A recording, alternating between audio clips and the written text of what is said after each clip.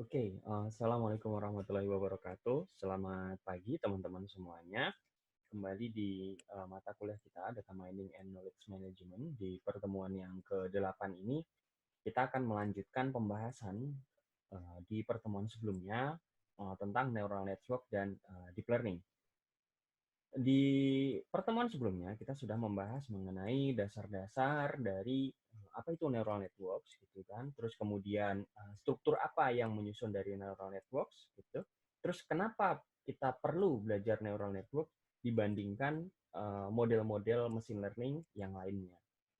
Nah, di pertemuan kali ini kita akan fokus kepada bagaimana melakukan training pada neural network tersebut. Nah, sekaligus juga ini perlu teman-teman perhatikan bahwa training pada neural network ini adalah sangat dasar dan akan berlaku secara umum, nanti juga bisa diimplementasikan pada arsitektur-arsitektur dasar di deep learning. Nah, kemudian kita akan juga belajar di pertemuan kali ini bagaimana melakukan mini batch processing.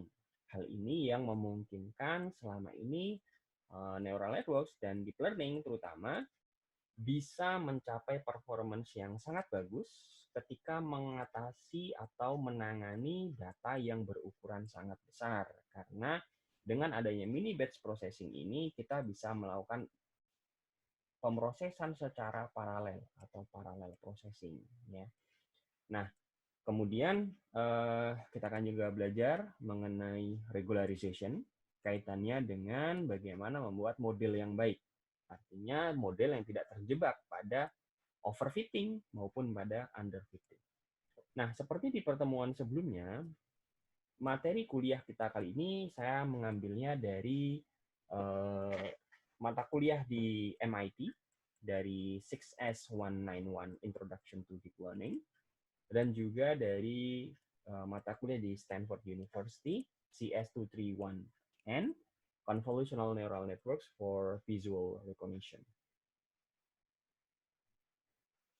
Dasar yang sudah kita pelajari, kita sudah belajar di pertemuan sebelumnya mengenai apa itu perseptron.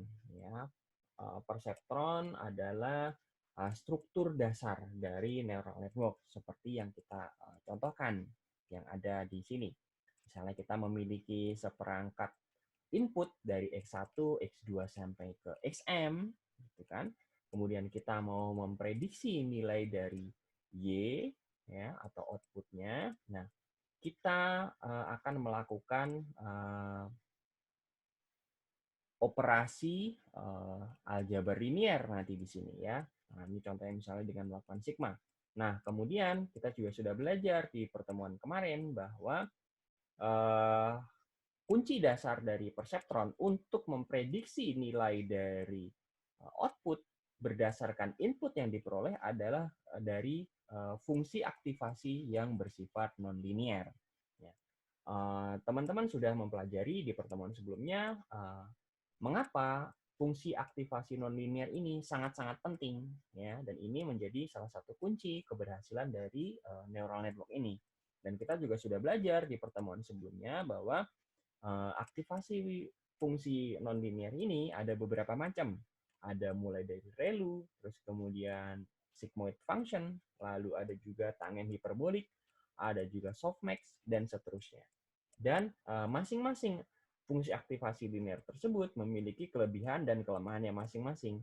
Dan di pertemuan sebelumnya kita sudah membahas bagaimana menentukan activation function yang tepat untuk masing-masing permasalahan kita. Nah, kemudian dari perseptron tersebut, kita juga sudah belajar bagaimana menyusun neural networks dengan melakukan penumpukan perseptron. Ya. Di sini, kalau kita perseptron secara sederhana, kita melihatnya hanya sebagai satu operasi saja. Ya. Nah, sedangkan dengan neural network, kita menumpuk perseptron tersebut menjadi beberapa layer, sehingga output dari satu perseptron ini tidak langsung untuk memprediksi output akhir ya dari input, tapi dia menjadi input untuk perseptron berikutnya. Sehingga input dari perseptron di layer berikutnya adalah output dari perseptron di layer sebelumnya. Ya. Sehingga di sini kita melihat dia membentuk arsitektur seperti rantai atau seperti matriks, gitu ya. Nah, di sini kita akan memiliki beberapa layer, bisa puluhan atau bahkan ratusan, ya. Kalau misalnya di arsitektur deep learning yang paling modern saat ini. Ya. Dan inilah arsitektur dasar dari neural networks. Kemudian kita juga sudah belajar di pertemuan sebelumnya bagaimana melakukan backpropagation, yaitu bagaimana menentukan nilai-nilai penimbang. Ya, kita kemarin sudah belajar bahwa perseptron merupakan contoh dari regresi logistik, ya. Dan dalam regresi logistik kita ingat bahwa kita harus menentukan penimbang untuk masing-masing inputnya, ya. Nah, di sini karena penimbangnya akan sangat banyak, sehingga kita membutuhkan sebuah mekanisme yang disebut sebagai backpropagation. Nah, di pertemuan kali ini kita akan belajar bagaimana melakukan training agar neural network kita memperoleh performa atau akurasi yang optimum. Nah, di sini kita akan belajar mengenai adaptive learning, kemudian batching atau mini batch processing yang tadi sudah saya singgung, kemudian regularization. Nah, sebelumnya saya ingin mereview kembali di pertemuan sebelumnya, sekaligus untuk mengingatkan teman-teman bagaimana melakukan backpropagation. Ya. Kalau kita ingat di pertemuan sebelumnya bahwa tujuan kita membentuk neural networks, ya, itu salah satunya adalah untuk melakukan prediksi dari sebuah output, ya, berdasarkan input data yang sudah kita peroleh. Nah, kita ingin menemukan bagaimana sekumpulan input tadi bisa memprediksi output. Tentu saja kita membutuhkan penimbang, ya, penimbang atau weights. Nah, permasalahannya adalah weights atau penimbang pada neural networks itu tidak hanya satu, tapi merupakan sekumpulan, ada banyak, ya, set penimbang atau set dari weights.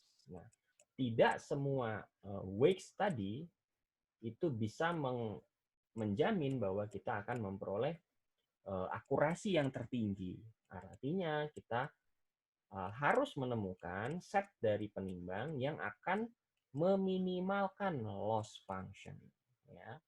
Dan sekaligus ini artinya dengan kita meminimalkan loss function, sekaligus kita mengerti juga bahwa set penimbang tadi itu akan mengoptimalkan atau memaksimalkan dari akurasi yang kita harapkan.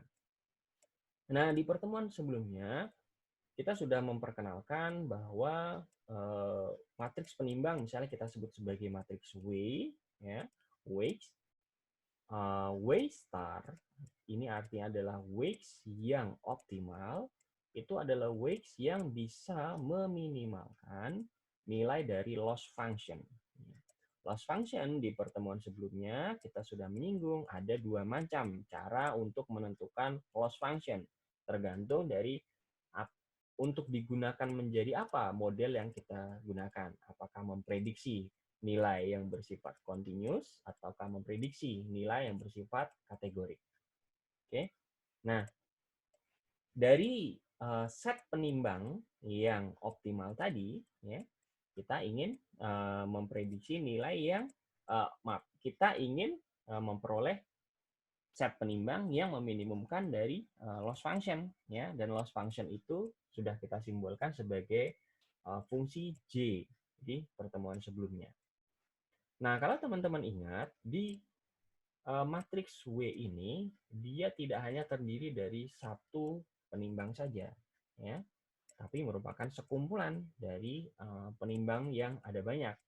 Jadi W itu terdiri dari W0, kemudian W1, kemudian W2, W3, Wm untuk layer pertama, kemudian untuk layer kedua ada penimbang yang berbeda lagi, layer ketiga, penimbang yang berbeda lagi, dan seterusnya. Sehingga W ini adalah set dari sekumpulan penimbang. Nah, cara untuk menentukan penimbang yang tepat, penimbang yang terbaik, yang akan memberikan akurasi yang terbaik, yang meminimalkan loss function, kita bisa memodelkannya dalam sebuah visualisasi seperti ini. Misalnya, kita memiliki sebuah neural network yang sangat-sangat sederhana yang hanya terdiri dari dua penimbang, yaitu W0 dan W1. Ya. Jadi di sumbu sini adalah W0, penimbang ke 0, kemudian ini W1. Ya. Jadi kita hanya punya dua penimbang. Lalu kita bisa menghitung, ya, jika misalnya kan W0-nya itu 0,9, sedangkan W1-nya 0,8, maka loss function-nya itu berapa? Ya, misalnya di sini adalah 1. Ya. Kemudian jika W0-nya 0,6 gitu kan, terus kemudian W1-nya 0,6. Nah, ini nilai loss function-nya berapa? Nah, ini bisa kita visualisasikan. Nah, di sini tujuan kita meminimalkan loss function atau J, sehingga kita mencari yang terendah, ya, mencari yang terendah. Ini yang kita sebut sebagai nilai yang optimal atau global optimal. Tapi jangan lupa di sini juga ada beberapa yang optimal juga, tapi tidak berlaku secara global, ya. Jadi ada yang lebih dalam lagi. Semakin biru, semakin rendah nilainya, nilai dari loss function tersebut, dan semakin merah semakin tinggi loss function tersebut. Nah, caranya adalah dengan kita melakukan di pertemuan sebelumnya, kita melakukan secara acak memilih salah satu titik. Titik ini artinya adalah kita menentukan nilai dari penimbang tersebut secara acak. Kita inisialisasi secara acak, ya. Misalnya di sini kita acak nilainya untuk W0 misalnya ini 0,7, ya. Kemudian W1-nya itu adalah 0,2 misalnya. Nah, ini akan menghasilkan nilai loss function-nya itu berupa antara 0 dan 1. Anggap saja misalnya 0,5 gitu ya di sini. Nah, tujuan kita adalah kita mau menuju yang terendah di sini. Ini kan yang optimal, ya. Nah, bagaimana untuk menuju ke sana, ya? Sedangkan posisinya kan kita tidak tahu, ya, di dalam semua kemungkinan nilai penimbang, ya. Yang kita lakukan adalah kita menghitung nilai gradien. Oke. Gradien ini kalau teman-teman ingat di dalam matematika itu adalah kemiringan, ya, kemiringan. Nah, kemiringan ini kalau secara visual dia adalah kemiringan, tapi kita bisa menghitungnya sebagai delta. Delta dari penimbang dan delta dari loss function dan delta dari penimbangnya. Nah, setelah kita menghitung penimbang, ya, setelah kita menghitung gradien ini, kita mengambil arah yang berlawanan, kan karena kita harusnya turun, ya, Nah, berarti kita mengambil arah yang berlawanan dengan arah dari gradien tersebut. Oke. Nah, di sini kita memperoleh penimbang yang baru untuk W0 maupun W1, ya. Setnya kita sudah baru. Berarti kan sudah terupdate, ya. Nah, kemudian kita hitung lagi gradiennya atau kemiringannya, ya. Kemudian kita lakukan langkah berikutnya. Nah, pindah ke sini, ya. Kita mendapatkan nilai penimbang yang lebih baik dari sebelumnya. Untuk iterasi berikutnya demikian juga, ya. Sehingga dengan beberapa kali iterasi nilai penimbang kita akan berubah atau terupdate sampai di suatu titik kita akan sampai di set dari nilai penimbang yang optimal, yang memberikan nilai loss function yang terendah, yang memberikan nilai akurasi yang tertinggi. Nah, secara dalam algoritma ini sangat mudah sekali, ya. Yang pertama kita melakukan inisialisasi penimbang secara random, oke. Nah, lalu kita melakukan iterasi di sana. Yang pertama kita menghitung dari gradiennya, ya. Kemudian dari gradien tersebut kita melakukan update dari nilai gradien tersebut. Ya, kalau tadi kita dengan langkah-langkah kecil, nah, seberapa langkahnya itu ditentukan oleh nilai eta ini. Eta ini adalah nilai dari learning rate. Learning rate itu rasio pembelajarannya, learning rate. Nah, di sini ini akan menentukan seberapa dalam langkah kita dalam mengupdate. Nah, ini kita sehingga akan memperoleh nilai penimbang yang baru. Nah, ini akan kita hitung lagi ke dalam gradiennya. Nah, ini kita lakukan looping sampai dia convergence, ya, sampai kita menemukan yang optimal, seperti yang saya contohkan sebelumnya. Nah, kalau di dalam TensorFlow, implementasinya sangat mudah sekali, dan saya harapkan teman-teman juga memperhatikan ini dengan baik untuk di tugas kelompok, ya. Nah, gradien itu dihitungnya dengan sangat mudah sekali, ya. Kita cukup memasukkan dari fitur gradien, memasukkan nilai loss, dan memasukkan nilai weights-nya. Ini kalau kita mau menghitung secara manual di TensorFlow, walaupun sebenarnya kita juga bisa melakukan ini secara otomatis di TensorFlow. Nah, lalu bagaimana yang dimaksud dengan backpropagation? Nah, misalnya kita sudah memperoleh arsitektur dari neural network yang secara utuh. Nah, sekarang bagaimana ketika misalnya nilai loss function tadi, bagaimana dia digunakan untuk mengupdate nilai dari penimbang yang tidak hanya satu, tapi dia juga berantai. Nah, misalnya kita memiliki neural network yang sangat simple di sini, ya, inputnya adanya X, hanya satu. Ya. Kemudian kita akan memprediksi nilai dari Y, ya, dan dari nilai dari Y ini kita hitung berapa nilai loss function-nya. Nah, pertanyaannya adalah jika penimbang kita punya penimbang W1 dan punya penimbang juga di W2, ya. W1 ini penimbang di layer pertama, kemudian W2 ini adalah penimbang di layer yang kedua. Nah, bagaimana penimbang di W2 ini, ya, ketika misalnya kita rubah nilainya, akan mempengaruhi loss function yang kita hitung. Sehingga secara tidak langsung akan mempengaruhi akurasi yang akan model kita peroleh nantinya. Nah, caranya adalah dengan ini merupakan delta, ya, atau selisih atau diferensial dari nilai dari loss function yang sebelumnya, ya, dengan perubahan dari nilai dari W2-nya. Jadi kita ingin mengetahui bagaimana dampak perubahan nilai dari W2 terhadap penurunan dari loss function-nya. Apa yang akan kita peroleh dengan kita mengurangi nilai dari W2. Nah, tapi jangan lupa bahwa di W2 tadi, ya, W2 tadi kita tidak bisa menghitungnya secara langsung, ya. Kita tidak bisa menghitungnya secara langsung, tapi dengan cara kita menghitung berapa perubahan dari loss function tadi dibagi dengan perubahan terhadap Y yang kita prediksi, ya, dikalikan dengan perubahan dari Y terhadap perubahan dari W2. Ya. Sehingga di sini kita mengaplikasikan namanya chain rule. Ya. Ini baru di layer yang ini, layer yang kedua, layer yang terakhir dari neural network ini. Ya.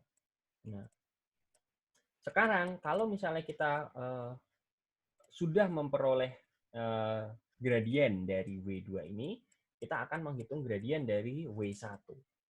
Nah, caranya sebenarnya sama, ya, dari W1 ini sama. Bagaimana perubahan dari W1 terhadap loss function yang diperoleh, ya. Jadi kalau tadi loss function-nya sudah kita peroleh, ya, bagaimana perubahan dari W1-nya? Nah, kita bisa menghitungnya dari perubahan loss function dibagi dengan perubahan dari Y prediksi kita dikalikan dengan perubahan dari Y prediksi itu dibagi dengan perubahan dari W1 ya di sini. Nah, tapi perubahan dari W1 ini juga akan melewati dari Z1 dan W2. Sehingga akan dengan mudah kalau misalnya kita menerapkan perubahan tadi melalui dari Z1. Jadi perubahan dari Y yang kita prediksi dibagi dengan perubahan dari Z1-nya. Nah, disinilah yang kita maksud sebagai backpropagation. Sehingga ketika misalnya kita sudah memperoleh loss, ya, yang dari teman-teman sudah hitung di pertemuan sebelumnya, pertama kita melakukan training, kemudian kita memperoleh loss di JW ini, kemudian nilai dari loss itu kita akan mengembalikannya, membackpropagate secara berantai ke seluruh penimbang, sehingga nilai dari penimbang baik W2 maupun W1 itu akan terupdate ya. Nah, sehingga pertama dari nilai dari loss function ini kita akan gunakan untuk mengupdate nilai dari W2. Kemudian setelah W2 kita update, kita akan gunakan untuk mengupdate W1 dengan chain rule ini tadi. Nah, inilah yang kita sebut sebagai backpropagation. Ini sebagai dasar untuk kita melakukan training pada neural network sehingga kita memperoleh set penimbang yang tepat. Jadi kita mengulang ini untuk seluruh penimbang yang ada di neural networks. Nah, permasalahannya adalah kalau kita hanya melihat neural network itu dengan dua penimbang, mungkin sudah cukup mudah ya. Tapi kalau misalnya kita melihatnya dari penimbang itu tidak hanya dua, tapi ada puluhan atau bahkan ratusan, nah mengkombinasikannya, kombinasi dari penimbang yang terbaik akan menjadi cukup sulit. Nah, ini misalnya contoh dari visualisasi ketika misalnya eh, hanya ada dua penimbang, ya, misalnya penimbang di sumbu eh, Y, kemudian sumbu X, gitu kan. Kemudian ini adalah loss function-nya yang secara vertikal. Nah, tujuan kita sebenarnya memperoleh nilai loss function yang terendah ini. Tapi permasalahannya, seringkali nanti kita akan terjebak pada daerah-daerah yang memiliki banyak jebakan di sini. Jadi, dia daerah sini memang daerah yang terendah loss function-nya, ya. Nah, ini kita sebut sebagai lokal minima, ya, atau lokal optima. Jadi nilai optimum tapi dia hanya bersifat lokal. Nah, di sini adalah nilai optimum yang bersifat global. Jadi nilainya adalah terendah, loss function-nya adalah terendah. Nah, ini sering sangat sulit untuk dilakukan. Nah, bagaimana untuk melakukan ini? Nah, teman-teman semuanya, kalau misalnya kita ingat di tahapan sebelumnya, bahwa kita harus mengambil langkah sedikit demi sedikit yang kalau di dalam visualisasi kita melihatnya sebagai langkah untuk menuju ke dasar dari loss function tadi. Nah, setiap langkah itu ditentukan oleh learning rate atau eta ini. Nah, bagaimana kita menentukan langkah yang tepat atau berapa kita mengupdate dari penimbang tadi menuju ke loss function yang terendah? Artinya adalah apakah kita akan merubah penimbang tadi sedikit demi sedikit atau cukup banyak, ya, perubahannya seberapa besar. Nah, itu ditentukan oleh apa yang kita sebut sebagai learning rate. Nah, ada dua hal yang perlu kita pahami dari learning rate, ya. Misalnya ini adalah penimbang, ya. Kita hanya memiliki satu penimbang, kemudian ini adalah nilai dari loss function, ya. Sedangkan kita pertama kali kita kan melakukan inisialisasi secara random, ya, secara random.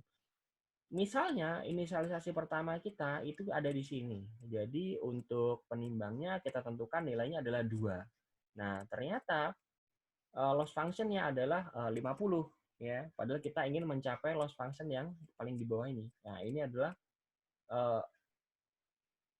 awal mula kita, initial nilai dari penimbang di awal. Nah, dengan cara kita turun perlahan-lahan, ya, nah bisa dilihat ini, dia akan konvergennya itu sangat lama, perlambat sekali, lambat sekali, lambat sekali. Dan dia bisa juga terjebak di yang kita sebut sebagai lokal minima, ya, atau lokal optima, yaitu di sini dia sudah sampai di titik yang menurut di samping-sampingnya dia sudah cukup rendah, ya, nilai dari loss functionnya. Tapi ini bukan yang paling optimum atau paling minimum, ya, yang disebut sebagai global optimum atau global minimum, ya, di sini. Nah, tapi jika kita menggunakan learning rate yang berukuran besar, artinya kita melompat dari sini, kemudian ke sini, kemudian ke sini, kemudian ke sini, ya, kemudian ke sini. Nanti kita bisa sampai di tahap di mana kita melewati dari global minimum ini. Artinya kita sebut sebagai overshoot. Nah, sehingga kita lewat nih, karena kita kan melangkah ya, 1, 2, 3, 4, 5, 6, gitu ya. Jadi kita bisa terlewat. Nah, tapi kalau tadi yang kecil-kecil gitu ya, sedikit. Memang dia akan perlahan-lahan. Jadi lama. Tapi bisa saja nanti dia terjebak di sini, ya. Dia nggak sampai ketemu di sini. Tapi kemungkinan dia untuk mendapatkan yang terbaik ini itu lebih besar, ya. Jadi ada dua pilihan di antara kita. Apakah kita akan memilih learning rate yang berukuran kecil, ya, sehingga kita mengupdate nilai dari penimbang tersebut pelan-pelan, sedikit demi sedikit, dari 2 kemudian diturunkan menjadi katakanlah 1,99, kemudian 1,998, 1,997, ya, pelan-pelan sekali, ya. Atau kita menentukan dari update-nya itu yang besar, dari 2 menjadi 1,5, kemudian dari 1, kemudian setengah, kemudian 0, ya, kemudian minus setengah, kemudian minus 1, kemudian minus 1,5, kemudian minus 2, gitu kan, kemudian minus 2,5, kemudian minus 3, gitu kan. Nah, lihat di sini ketika misal learning rate-nya besar, itu ada kemungkinan kita melewati global minimum yang ada di sini, karena kita terlewati. Oke. Nah, lalu bagaimana caranya kita menentukan nilai learning rate yang bisa mengkombinasikan kedua hal tersebut? Nah, kita akan belajar. Cara yang pertama, kita bisa mencoba berbagai learning rates, ya, dan melihat mana yang terbaik. Artinya, ketika misalnya di sini, oke, kita coba kita turunkan sedikit-sedikit gitu ya, setiap berapa gitu ya. Nah, kemudian kita bandingkan dengan misalnya turunnya setiap berapa poin, ya, yang lebih besar lagi. Kita bandingkan lagi dengan ya penurunannya itu lebih besar lagi. Mana nanti akan memberikan yang terbaik. Nah, ini ide yang pertama, ya. Tapi permasalahannya ide yang pertama ini, kita berarti harus mencoba ya banyak learning rate yang berbeda-beda. Atau ide yang kedua adalah kita membuat sesuatu yang adaptif, ya, adaptif yang learning rate-nya itu langkahnya tadi itu akan beradaptasi dengan kondisi landscape atau kondisi dari perjalanan menuju yang global optimum tadi.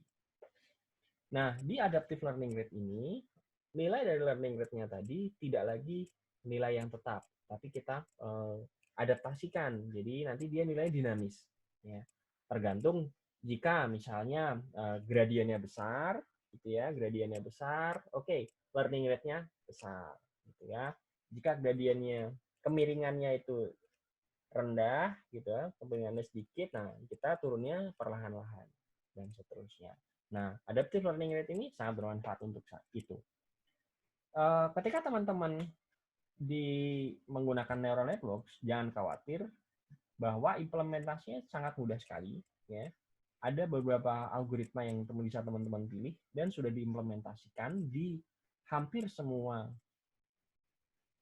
tools untuk neural network. Misalnya di TensorFlow yang saya rekomendasikan, teman-teman bisa menggunakan stochastic gradient descent, SGD, atau ADAM, atau ada delta, lalu ada grad, kemudian RMS prop, gitu ya, yang masing-masing sudah diimplementasikan dan teman-teman bisa menggunakannya dengan sangat mudah. Nah, di sini kalau tadi sudah saya sampaikan bagaimana kita menghitung loss gitu kan, kemudian bagaimana kita menghitung gradiennya. Nah, di sini kita tinggal menambahkan optimizernya. Apakah kita mau menggunakan SGD, kemudian menggunakan ADAM dan sebagainya untuk membuat supaya learning rate kita itu bisa beradaptasi secara dinamis. Nah, kemudian kita akan belajar mengenai mini batch. Kalau di awal tadi, ya, di awal tadi ini kan algoritma dari gradient descent tadi. Sayangnya, untuk menghitung gradient ini sangat sulit dan membutuhkan resource yang sangat besar. Artinya, ketika misalnya hanya kita memiliki dua penimbang, mungkin sangat mudah. Tapi bagaimana ketika misalnya kita memiliki ratusan atau ribuan penimbang yang perlu dihitung secara bersamaan? Maka nilai dari delta ini atau diferensial ini itu akan sangat sulit untuk dihitung, ya. Nah, dari gradient descent ini kita akan belajar mengenai menggunakan stokastik.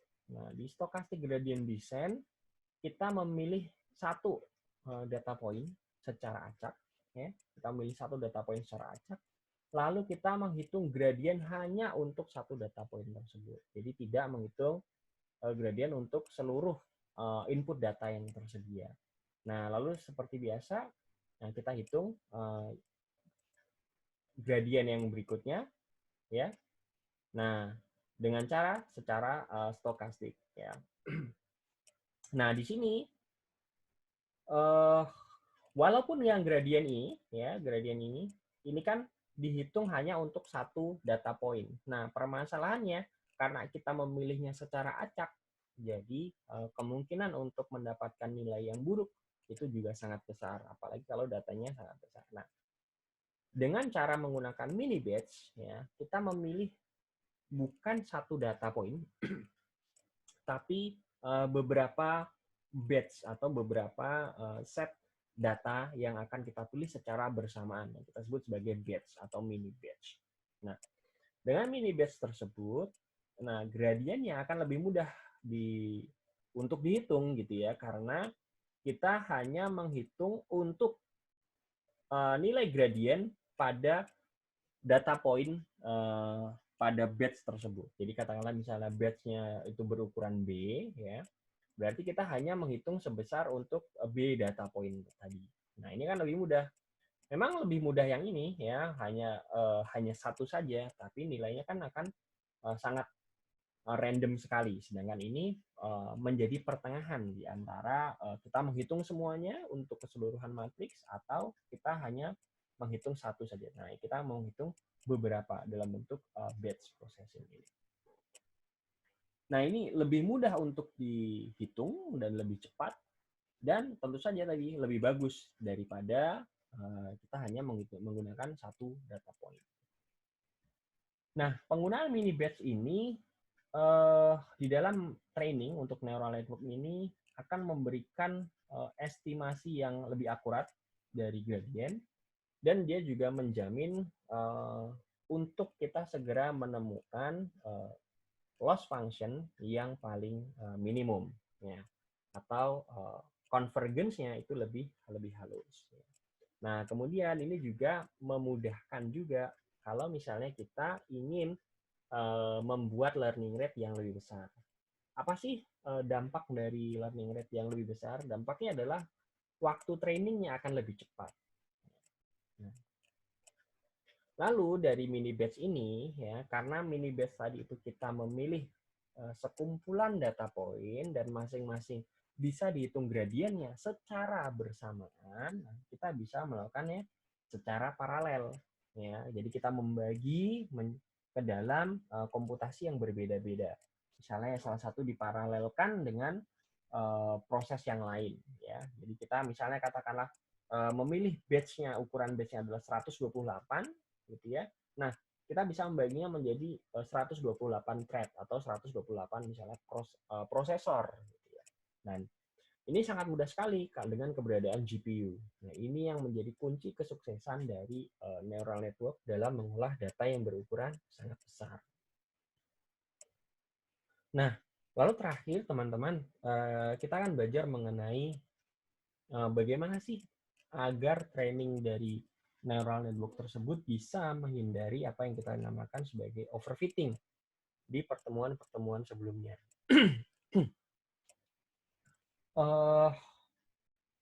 Ada 3 jenis model yang bisa kita bangun dengan melihat data yang ada. Misalnya sebaran dari data, ketika misalnya kita plot akan menjadi seperti ini. Kemudian kita membuat model dari data tersebut dengan membentuk garis lurus seperti ini misalnya. Nah, ini kita sebut sebagai underfitting karena model yang kita bangun ini tidak bisa merepresentasikan keseluruhan data yang ada. Artinya kalau kita menghitung errornya di sini, ya itu akan sangat besar, ya residualnya juga akan sangat besar, ya. Misalnya kita di sini kita menghitung menggunakan regresi linear, di sini terlihat bahwa beberapa data itu errornya sangat besar dibandingkan dengan model yang kita bangun. Idealnya adalah yang seperti ini, sehingga nilai dari loss function-nya itu akan sangat minimum di sini ya, dibandingkan dengan katakanlah misalnya kita model yang terlalu kompleks seperti ini, sehingga ini sangat menyesuaikan dengan apapun data yang ada. Perbedaannya adalah ketika misalnya dengan yang ideal fit atau well fit seperti ini, ya ada data yang baru di kemudian hari, ini data ini akan model kita akan sangat mungkin untuk bisa berlaku general, tidak hanya pada data yang ini, gitu. Sedangkan pada model yang seperti ini, yang sangat kompleks ini, dia akan berbelok-belok mengikuti jenis datanya. Dia mungkin tidak bisa, modelnya tidak bisa membedakan mana data yang bersifat mengikuti distribusi yang betul dan mana yang data yang bersifat hanya sebagai outlier atau kebetulan. Nah, kita ingin membentuk sebuah neural network yang seperti ini, yang ideal fit. Ya. Caranya adalah kita dengan menggunakan regularization. Ya. Apa sih regularization? Regularization ini adalah metode untuk memberikan batasan pada model kita, sehingga kita akan menghindari model yang terlalu kompleks. Artinya, dengan regularization, ya, kita menghindari seperti ini. Ya. Model yang berbelok-belok mengikuti kondisi datanya. Ini adalah model terlalu kompleks. Dengan regularization kita akan potong di sini, kita akan potong di sini, kita akan potong di sini, potong lagi di sini, potong lagi di sini, sehingga model yang dibentuk akan lebih smooth. Ya, itu yang disebut sebagai regularization. Nah, mengapa kita memerlukannya? Tadi saya sudah jelaskan untuk memperbaiki kualitas dari model kita terhadap data baik yang sudah ada maupun data yang mungkin tidak terlihat yang akan muncul di masa depan. Sehingga model kita akan lebih mudah membedakan mana data yang bersifat betul dan mana data yang bersifat hanya sebagai noise atau outlier. Nah, cara yang pertama yaitu dengan cara drop out, ya. Regularization yang pertama adalah drop out. Caranya adalah dengan secara acak mengeset beberapa activation menjadi 0, ya. Artinya kita membuang beberapa neuron di sini ya, membuang beberapa neuron atau membuang beberapa variabel antara. Nah, umumnya kita melakukan membuang sekitar separuh dari activation yang ada di layer. Nah, ini kalau misalnya yang disebut sebagai binary dropout ya. Jadi kita membuang separuhnya. Dan kemudian ini kita membuat model ini menjadi lebih simple dari model yang sebelumnya yang lebih kompleks. Nah, tujuannya adalah tadi yang sudah saya tampilkan ya. Nah, Yang kedua adalah dengan melakukan early stopping. Ya, early stopping itu artinya seperti yang sudah pernah saya singgung sebelumnya, cara untuk mendeteksi dari overfitting yaitu jika nilai akurasi dari model ketika dilakukan pada data training dengan akurasi model pada data testing itu sangat berbeda terlalu jauh. Nah, kalau kita representasikan bukan dalam akurasi tapi dalam loss ya, misalnya dengan training iterasi seperti ini. Nah, di iterasi pertama dia loss-nya masih tinggi, berarti akurasinya masih rendah ya, akurasinya masih rendah. Di iterasi berikutnya loss-nya turun, akurasinya berarti naik, baik untuk di testing maupun di training. Ya, iterasi ketiga, nah loss-nya makin turun, akurasinya berarti semakin naik ya untuk baik testing maupun training. Nah, kita lihat di iterasi berikutnya, nah, makin turun nilai loss-nya semakin turun, nilai loss function-nya semakin turun, tapi tidak setajam yang sebelumnya. Ya. Nah, ketika iterasi berikutnya di data training makin turun nih, makin turun, tapi di data testing itu loss function-nya justru makin naik. Ini artinya bahwa model kita sudah terlalu melakukan fit pada data training saja. Jadi seluruh data training itu dimasukkan ke dalam perbaikan untuk model. Nah, ini sesuatu yang kurang baik ya di sini. Di iterasi berikutnya, nah ini nilai loss function-nya hampir 0 alias akurasinya hampir 100. Tapi pada data testing ya akurasinya justru semakin semakin buruk alias loss-nya semakin tinggi, akurasinya semakin jelek ya. Nah, early stopping itu yaitu nah kita stop di sini yaitu ketika perbedaan dari loss function pada iterasi sebelumnya dan iterasi sesudahnya tidak terlalu besar. Dan ketika iterasi setelahnya nilai dari loss function pada testing justru semakin naik. Nah, berarti kita harus stop di sini. Dan area di sebelah sini, ya, kalau misalnya kita stop di iterasi sebelumnya, kita masih underfitting, artinya model kita belum menemukan performa terbaiknya. Tapi di sini kita sudah overfitting, artinya model kita sudah terlalu kompleks untuk data tersebut, sehingga akurasinya untuk data testing menjadi semakin jelek. Nah, jadi kita sudah belajar tadi ada dua jenis regularization. Yang pertama dengan cara drop out, ya kita menghapus beberapa activation di sini. Nah, ini mirip sekali dengan metode pruning di decision tree, ya. Nah, kemudian yang kedua dengan melakukan early stopping. Oke. Jadi kita sudah belajar hari ini mengenai regularization. Nah, silakan teman-teman jika ada pertanyaan bisa ditanyakan dan saya cukupkan sekian. Selamat siang. Assalamualaikum warahmatullahi wabarakatuh.